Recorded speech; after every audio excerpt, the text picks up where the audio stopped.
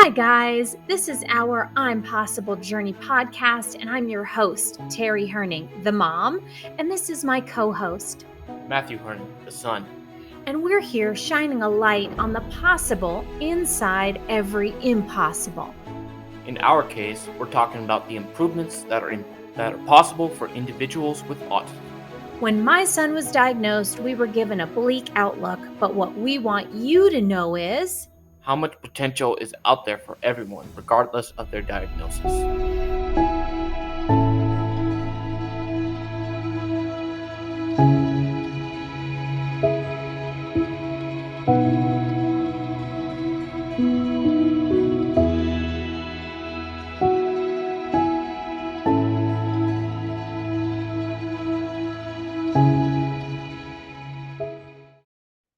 Hi, I'm Terry Herning, the mom.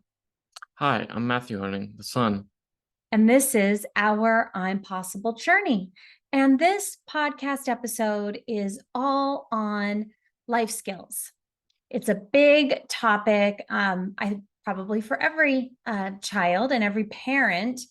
But when we're talking about a diagnosis of autism, that can add a different element to it. And so we want to talk about this because it's something that you and I have been working on lately, right, Matthew?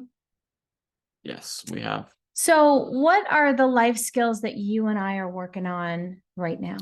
Well, we're working on budgeting, working on how much money you need to save and spend and not overdoing it, and the consequences of what would happen if you did overspend and if the bank would charge you. Right. Really important things, right? Like learning Yes. how to manage your money, what money you're expecting in every week or every month and what your known expenses are going out. It's one of those really, really important life skills. So, you and I have been working on actually quite a few life skills because, you're going to be 20 and you're going to be living on your own soon, right? And to do that effectively, you need to be prepared, right? And that's Right. really the basis for life skills. So, budgeting is fabulous. There's another one that we've been doing that really kind of tag teams with budgeting. You'll use budgeting with it. What are some things that we do where we use budgeting as well? I'm not sure. Remember when we go grocery shopping, we kind of talk about looking in the grocery store app and looking at coupons or sales or, kind of having a general understanding when you walk into a grocery store, Right. right? Like, what is your budget and what's in your cart and what can you expect when you get to the checkout? So what do we kind of do with that? What's our process? We usually make our way from one end of the store and start with those items that we need, and then we work our way to the other end of the store. Mm-hmm. And we usually kind of, I know not 100%, but we try and figure out what are we going to make for that week, right? Like what's on the menu, what sounds good. And then we can figure out what are all the ingredients that we're going to need for those meals throughout the week. And then you can work out from there, right? So, like, what do we want to make? Some of the things we always need, right? Like vegetables, fruits and vegetables. We pretty much need every single week. But then there are different ingredients depending upon if we're going to do taco night or we want to do, pasta or a roast or whatever. So then we make a list, right? And then we use the list to, like you said, go through and start at one end of the grocery store and work our way across and try and manage our budget, right? Like if there's something that's on sale, maybe we'll buy a little bit extra and that way we're saving money in the future, right? So we're working some of these other concepts of life skills. So what are some other life skills that we've been working on? We've been working on cooking. I've been developing a dish. Still need some working on, but I think I've got it nailed. I would wholeheartedly agree. And I what we did, gosh, a few months ago is we said, okay, Matthew, once a week, you get to make dinner, right? And we found a dish that you really like and you like to make. Now, a little bit of backstory for our listeners is that Matthew went to a Waldorf inspired charter school. So from the age of, well, you went there in second grade and up. So from second grade and then in third grade, especially, you were in the kitchen. You were in the kitchen. You were using knives. You were cutting things. You were making food, baking, cooking, all that. So it's not like you were really starting from scratch. So we've always made sure that you've had safe knives to use when you make yourself a lunch. You'll cut, vegetables like cucumbers and red or yellow peppers or orange peppers or, carrots, and you know how to do that safely. That's, obviously when we're working on life skills, safety is probably one of those first tier priorities, right? And then Yes. finesse, right? Like understanding how to actually do the thing, right? One is knowing how to do it safely, and then two is how to execute it. So tell everybody about the dish that you like to make. Well, the dish that I like to make is sausage and rice with peppers thrown in it. Usually you make the you cut up the you cut up the sausage and the vegetables separate, then you put them in the pot. Then sometimes you can add the rice in later, or sometimes you could just cook it separate. It depends on what's your preference, really. And you do this so well. Let's tell everybody when we first had this dish. Do you remember when the first time was? I think we were camping. You went on a Girl Scout camp out with me Mm. and your sister, and I was looking for something super easy that we could do when we got to our campsite and after we had our tent set up. And I pre-sliced everything and we already had rice cooked. So then I could do it all in one pot. And it was so easy. Everything was already chopped and prepped. And then I added, the seasonings and spices. And then, we added the rice and that heated everything up and it was great. But one of the things that I'd like to mention is that remember, when working with your speech therapist, she kind of helped you start this process because think about a recipe that takes a lot of different steps and it's a lot to organize in your brain, right? Right. So what did she have us do to begin with? I think we kind of just started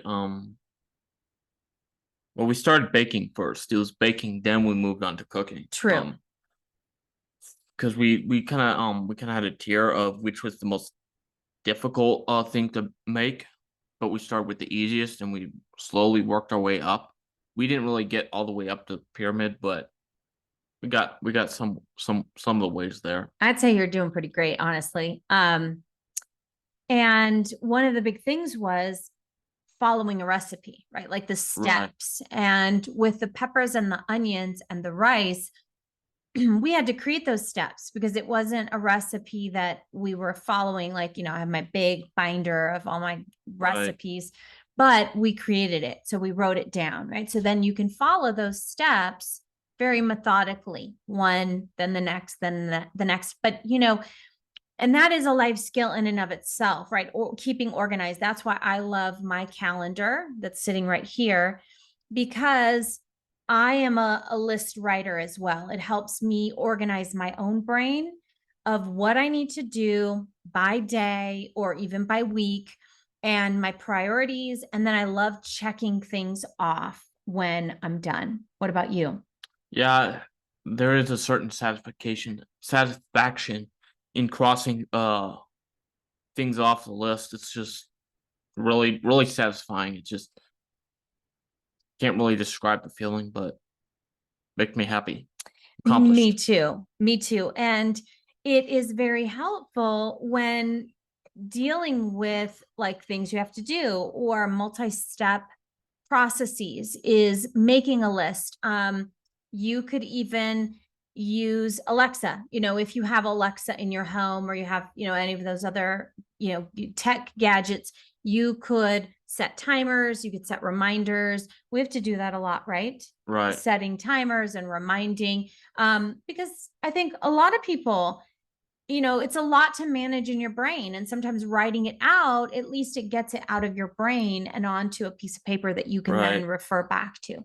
So that, those are a few big ones, right? Budget, grocery shopping, meal prep, meal planning, meal, creation, I guess, which I think you would do really well at as well. You're very creative in the kitchen.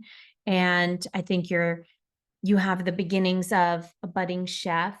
I think you do well. Your baked goods come out really nice, and your food recipes come out well.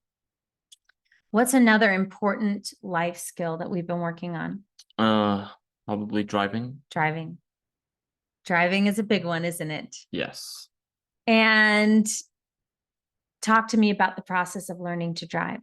Well, it was scary at first, but as more practiced and seasoned I get with behind the wheel, it's more and more makes sense and more confident I grow as a driver. So Yeah, and it's just going to take time behind the wheel, right. right? Practice, Practice, practice, practice, practice. practice. And we haven't been able to practice. Why? Because we've had 2 to 3 feet of snow. We're almost at 100 inches, and we've got another Storm coming. crazy storm this week. So I'm going to make a guess that we're going to be over 100 inches for this season. And I think we're going to move up I think we're at number 3 snowiest winter for Snow us. is I think we're going to move up, but yeah, so we're not practicing. My car can't handle the snow. Well, I shouldn't say that, because we actually are practicing, because every time you and I get in the car, what do? We like go over the safety of the road. She asks me some questions about any question that I might have that the manual didn't answer, so Because or there's I a was lot of them. unclear. Yeah, right. There's a lot of them. Your grandfather was a truck driver. Hmm. So he was on the road a lot, and he had incredible driving skills. And I was so lucky to be taught to drive by him. So I like to pride myself on being a defensive driver. And, there's a lot of unexpected stuff Right. when you're driving. And that's challenging. That's challenging for everybody. It's scary because it's not all of it's in your control. Yes. Some of it's in the other drivers. So I mean, if sometimes you can trust yourself if you know you're a good driver, but if sometimes the other drivers that you have to worry about, that's scary and unnerving. That's what makes me so hesitant about driving, because I don't know what the other drivers are gonna do. Well, and what did we talk about with that? Give yourself as much time and distance to be able to adapt and react, right? Distance is time. The Right. farther away you are from someone else's car, if they make a move, you have more time to react, right? And hopefully be able to react in a way that In a timely avoids, manner. right, that avoids a crash or whatever. But it is tricky. So of those life skills that we've been talking about, what's the one you're most excited about? I don't know. I'm kind of looking forward to like baking. I like baking a lot. I want to kind of start like my own cookie business. Did you get inspired by the Valentine's Day cookies that I made? No, I just kind of had that thought going for a while. I want to start my own business. That would be fun. Starting my own business, doing something I can creative. It's very creative. And you have to take a lot of risks. I love that. And one of my secret passions is that I would love to have a bakery. That would be, if I could pick my ideal retirement, I would have a little gluten-free, dairy-free bakery and be able to bake cookies and cupcakes and just be super happy sharing that with the world. So I am 100% behind yours. Now, my question is, what would be your first cookie that you would offer? I'm not sure. There are a couple of recipes I have in mind. That and I'm pretty sure more will develop. I want to do the walnut date cookies that I love. The peanut butter cookies. I want to do some like protein powder cookies. I'm not sure what maybe some sugar cookies as well. Basically, whatever comes to my mind and I can foresee people liking, I'll do it because I want to turn this into a big thing. Um, and that's just like one of some of the ideas I've had for businesses. So Well, and this is the first time hearing about it, so I'm pretty excited for you. So you can always count on me on if you do all sugar right, cookies, I'll frost them for you. cool, thank We'll you. do fun designs. Okay. Yeah, I would love to see you flourish with your own business. I think, you're super creative and you can do anything. Right now, our cat is just wanting to be a part of the podcast. So he's coming over to say hi, I think. So I love that cooking and baking is what you're most excited about. What is the one that's been the scariest? I don't know, writing, probably writing, like actually writing my novel. I this isn't really a technically a life skill, but it's still something I kind of want to do, and it's kind of scary because you don't know what are people going to think? Is it going to be terrible? Is it going to be bad? Am I going to be satisfied with it? What if I don't like it? What if they don't like it? What if a lot of what ifs and unknowns, but you just kind of have to take the dive. I mean, it's like, yeah, you just got to go for it sometimes. You got to I think I heard this one quote, it's if you think the price of winning is too high, wait till you get the bill from regret. I like that quote.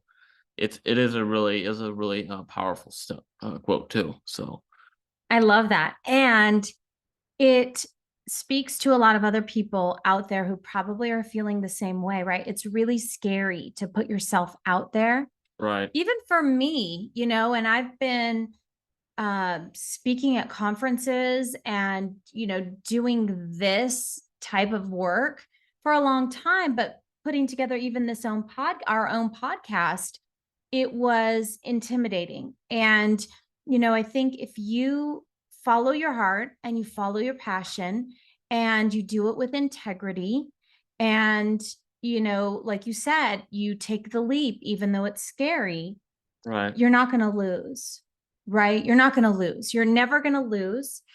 What, if the end result isn't something that you wanted, there's always a lesson to be learned. right, And so it's not a failure. It's not a failure. There's going to be growth in every opportunity, but the world needs to hear your voice. The world needs to hear the voices of others like you, right? And to understand maybe what you need to be fully supported. And that's I think what I'm trying to do in helping you with your life skills is find the ways that you need to be supported so that you can lead an independent, healthy, happy, fulfilled life, right? Because we've been talking about just independence in general. And you've said, like, Mom, I don't want to live at home forever. Me too, bud. Me too. I want to see you flourish and live your life on your own terms. right. And getting these life skills is the next step in you being able to do that. Right. Hmm. So, we're just making these great strides one day at a time. And then you're going to look back and you're going to go, wow, I remember when learning to drive was so hard. And now I'm a pro. You're just zipping around town. Right. My one of my many cars. You want to have many cars? Maybe. I mean, I don't know. That's kind of still far away in the future. Yeah. Well, who knows? I mean, anything's possible. Yeah. Well, and these life skills are so important and they're not readily taught in school. I mean, you had some of this. You did have something like you had to do budgeting and Some, yes. some and you've gotten some of it from scouting, which has been great as well. But to this level, right? To be self-sufficient, Yeah, right? There's I not. feel like schools don't teach you anything like that. I mean, the economics definitely. I mean, there's some interesting stuff in economics, like think about like minimum wage, living on what would that be like living off minimum wage? And I quickly found out you can't do that. It's impossible. Um, and you also got the opportunity to create your own imaginary business. That's kind of where I got some of my ideas from. So Mhm. there's some benefit, but I don't think I feel like they need to be focusing on schools need to be focusing on skills that actually help, not hinder. Yes. And that's why you and I are working on it, right? That's why you and I are working on it. And the tricky part is also, schools have a variety of learners and they have to, try and teach skills, but they also have to try and teach skills in a way that the student is receptive. So that's one of the benefits of you and I being able to work on some of this stuff one on one is that I can ask you how best you learn. I know how best you learn. I've been helping you learn since you were, born, but we can do it in a way that is going to make you feel most successful, right? Right, Like think about right. if I were, a regular old driving instructor and I just threw you in the car and started barking orders at you, and how would that be for you? It'd be stressful and maybe I could learn, but that's not the way that's most it's I don't feel like that's great teaching. That's not great teaching. I feel like. I would agree with you, but I feel like that was, I mean, not my dad. My dad was a great driving teacher. I want to go on the record as saying that, but I did have to do driver's ed in growing up in California, and you still had to, take the course and everything. And it wasn't the best, experience, but when when you learn differently, right, it takes on a whole new dimension. It's not just, well, that was a sucky experience and I'll move on. Like there could be an experience that really turns you off from even wanting to drive Right. anymore. You could be very overwhelmed with a sensory experience, and scared and have, some sort of like, PTSD from it. There can be a number of things, right? Because when you think about driving, it's such a high sensory activity anyways. You've got to check your mirrors, you've got to watch your speed, you've got to know where you're going, you've got to turn, you got to get over, you got to watch the people that are speeding past you, all these different things. There's a lot, and that's why we haven't rushed you, Right. driving. And And I feel like the navigation, I think I know where I'd be able to get to go. It's just watching my speed, seeing all the people going past. It'd be it's a little high stressful. It could be stressful. it's stressful for a lot of people. And then if you add weather, which is why we haven't been doing a lot of the road work, because it's just we're covered in snow and your car is not great in snow and it's a mess right now. So we haven't been doing the behind the wheel stuff, but that doesn't mean we're not learning, right? There's a lot of paths to learning, and the driving component is one piece, but also understanding, what's going on when I'm driving is something that we've still been able to work on, which is great. I really, really like that.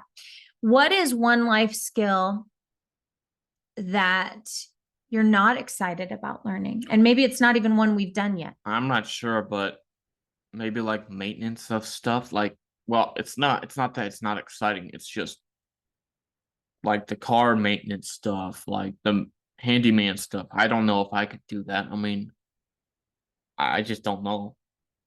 Well, you're not alone in that. And a lot of people don't know beyond like a basics, right? Like the time I was taking your sister down for a Girl Scout event in Phoenix and we got a flat tire. And you and your dad came and brought, I was in his car actually, and you guys brought my car.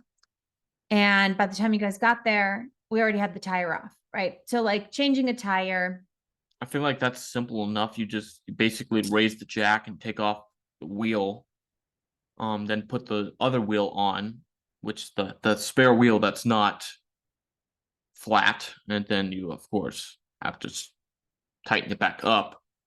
It's very simple if you understand the steps going into it. Yes. And again, that even adds an element to driving, right? What if you're driving and your car has some sort of mechanical issue? You have to know how to safely get over to the Yep. side of the road so that you don't cause a crash at the same time, right? So Right. that brings up another thing. But just so you know, a lot of people are, maybe intimidated by or don't know how to do some of those things, right? Right. That's very, very, very normal. I don't like that I don't like that word normal, but in terms of it's common for, and that's where we get into the specialization of society, right? That's why there are so many vital services that we need. We need mechanics. We need tire Right. shops. We need plumbers. We need I feel electricians. like those are essential, but I don't know if I would be able to. That's why I've been kind of just like kind of feeling rudderless. Like I don't know what to do. Like I Oh, in can't. terms of a job? Yeah, I don't know what to do. Like I can't do any of these. I do want to do my own bit. I do want to start my own businesses. Well, you don't have to know. I don't know plumbing other than some basic stuff. I mean, your dad is very handy. He fixes most of the stuff, Right. but I don't know that. I know a lot of people who don't know how to do that, which is why you find somebody in your town that does know how to do that Right. and you outsource it because you can't be an expert in everything, No, you right? can't. No, it's great to be handy. And I hope that at some point, you pick up some things from your dad, but That's not going you, to be my job. I feel like my right. path lies elsewhere. But that's not your dad's job either, but he Right. still knows how to do it, Yes. right? So there's value in knowing some of these things, even if it's not a life path, right? Right. And you don't have to have everything figured out. No, I don't know too many people at 19 who did have everything figured out. I changed careers when I was almost 50. So, I mean, you can reinvent yourself. You can figure things out as you go along, and you can keep following your dreams and learning new skills along the way, right? Right. There's no pressure. You don't have to figure everything out by the time you hit 20. Correct. Very few people do that. So, what would you tell other people who are also working on life skills? Do you have any words of wisdom? Well, I'm not exactly the words of wisdom kind of guy yet, but just find something. If you notice that if you're really good at something, go down that road. It'll probably lead somewhere. Because yeah, I think that's if you find something you're really good at, chances are there's a road for it. I believe. Well, I think that's great advice and encouragement. And, you and I are going to just keep working on some of these other more basic life skills, right? Right. As we work on preparing for what the future looks like for you. Right. So, we want to thank you for joining us on this episode 3 of the Our I'm Possible Journey podcast. Again, I'm Terry Herning, And I'm Matt Herning. and we're signing off. Thank you so much for joining us.